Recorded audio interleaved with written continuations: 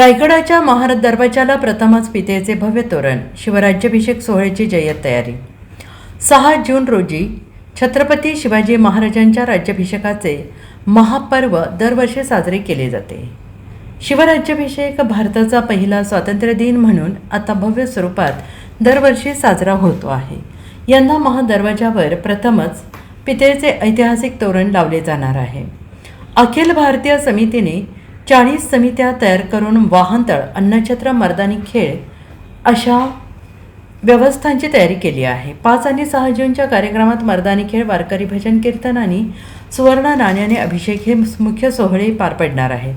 यंदा लाखो शिवभक्तांचा समावेश अपेक्षित असून देशविदेशातील मराठा समाजबांधव आणि शिवभक्त मोठ्या संख्येनं उपस्थित राहतील अशी अपेक्षा समितीने व्यक्त केली आहे. दरम्यान रायगडवर सर्व सोयींसह सुरक्षित कार्यक्रमांची पूर्ण व्यवस्था करण्यात आली असल्याचे अखिल भारतीय शिवराज्याभिषेक महोत्सव समितीने पत्रकार परिषदेत सांगितलं आहे.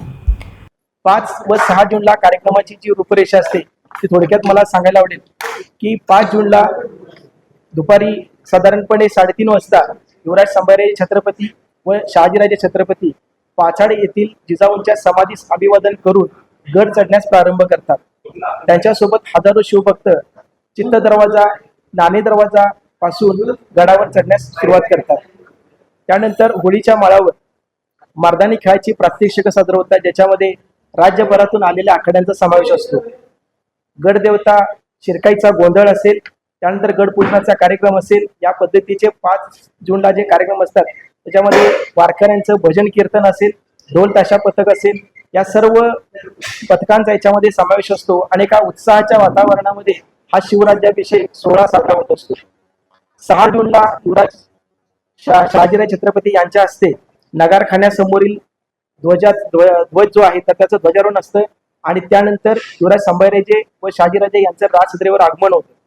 या आगमनानंतर येथील उत्सव मूर्तीचं पूजन आणि बेगडंबरीतील शिवाजी महाराज यांच्या जी आपली मूर्ती आहे तर त्याच्यावर सुवर्ण नाण्यांचा अभिषेक केला जातो. त्यानंतर छबिन्याची जी मिरवणूक आहे ती दरबारापासून नगारखाना, होळीचा माळ, बाजारपेठ ते जगदीश्वराचं मंदिर या मार्गे काढली जाते आणि शेवटी छत्रपती शिवाजी महाराज यांच्या समाधीस अभिवादन करून या कार्यक्रमाची सांगता होते. लाखो शिवभक्तांसाठी हा एक उत्साहाचा, एक प्रेरणेचा दिवस असतो आणि याच्यामध्ये शौर्य व भक्ती यांचा संगम आपल्याला पाहायला मिळतो.